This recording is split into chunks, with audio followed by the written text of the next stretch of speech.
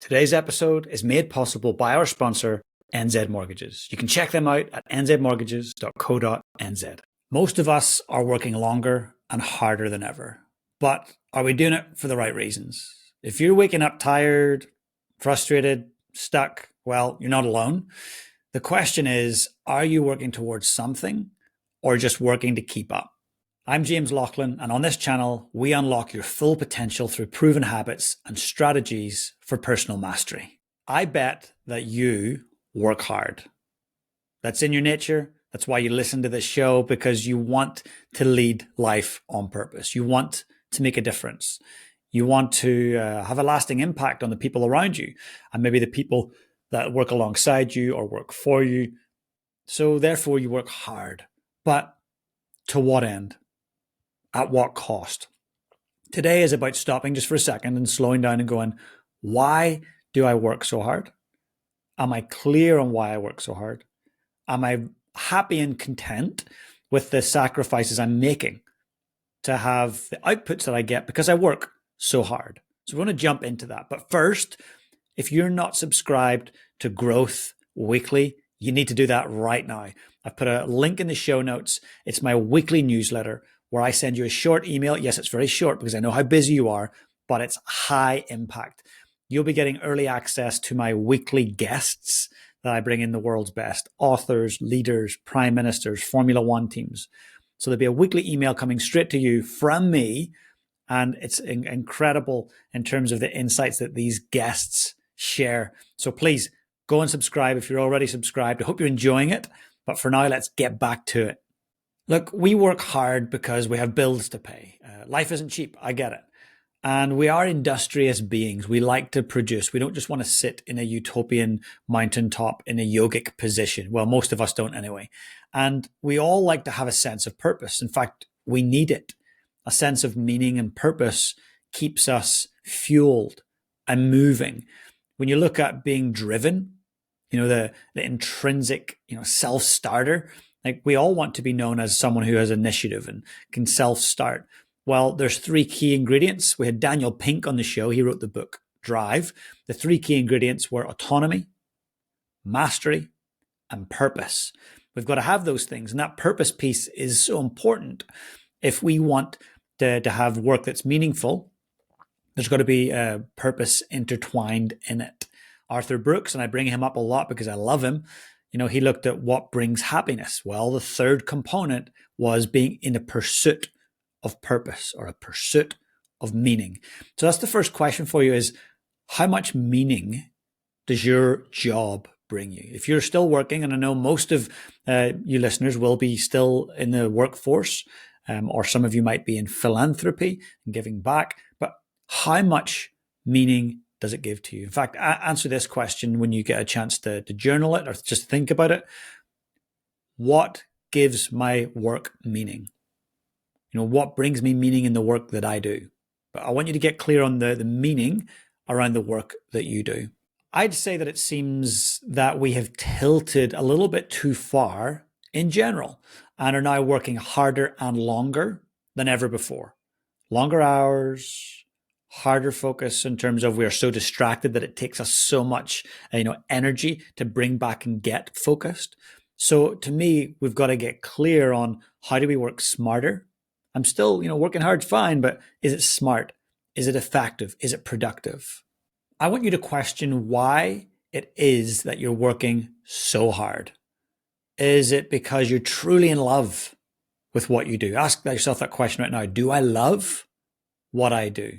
And I'll put my hand on my heart and say, I haven't always loved the work that I do. I've found joy in it. I've found challenge in it. I've found, some sense of reason to show up, but I haven't always loved it.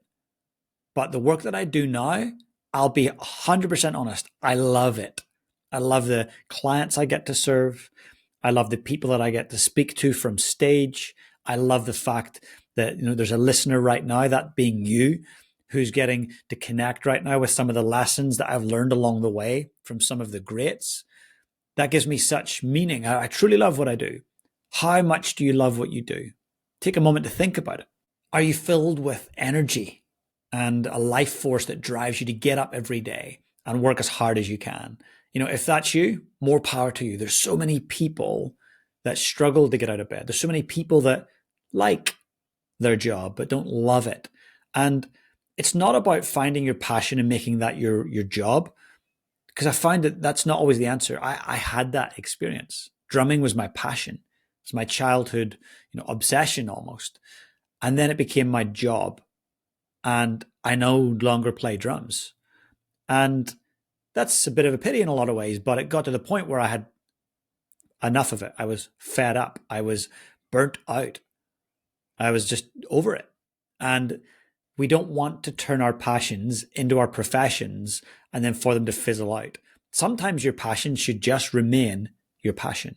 But wouldn't it be cool in your job, whether you're a salesperson, maybe you're leading a team, maybe you're a founder, maybe you are an admin, whatever you're in, maybe you're an author, how could you find more love for it? What are maybe aspects of it that you love? I'm not saying that most people find a job they love and they love every part of it. There's part of the stuff that I do that I don't like, for sure. That's normal. But for the most part, can you find elements that you truly love?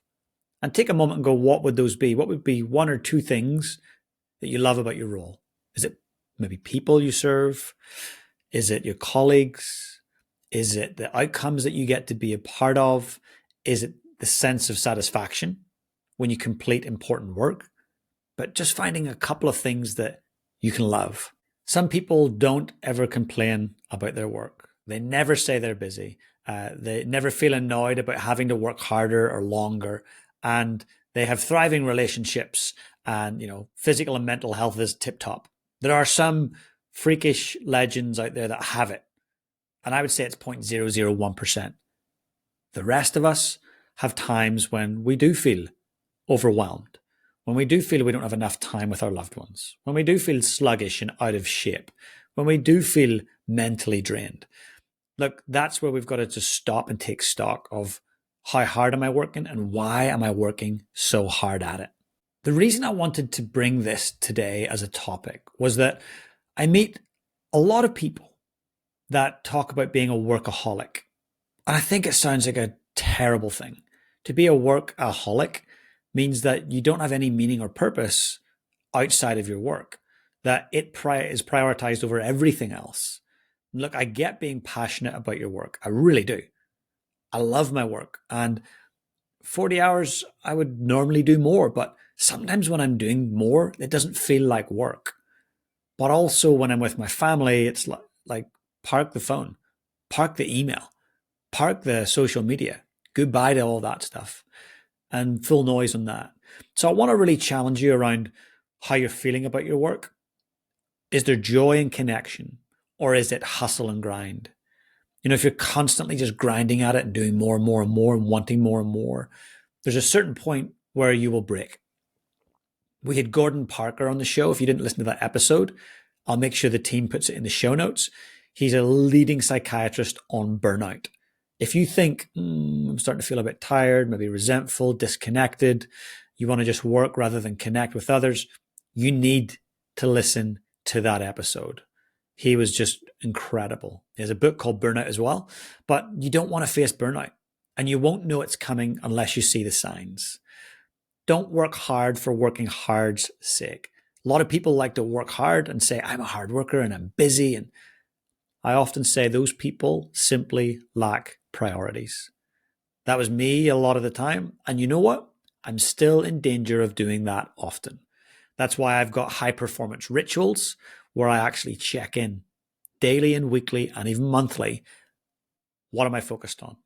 Why am I focused on it? Where could I most valuably spend my time? What's my MVP today? My most valued priority. Working hard is not my priority. Working effectively, impacting others and influencing the world around me, that to me is smart. That's not working hard. It's working smart. So I really want to challenge you to think about that. What's most important? Are you working effectively? Or are you slowly, unknowingly moving towards burnout? I promise you, you don't want to get there. I didn't realize I had burnout, but I did. And it was awful. And it impacted many parts of my life, my mental health, physical health, relationship, finance, everything. Burnout is not a thing you want to visit anytime soon. So I hope this episode has landed for you. If you can think of one person right now, just one, that you could share this episode with, I would love it if you could forward them this episode.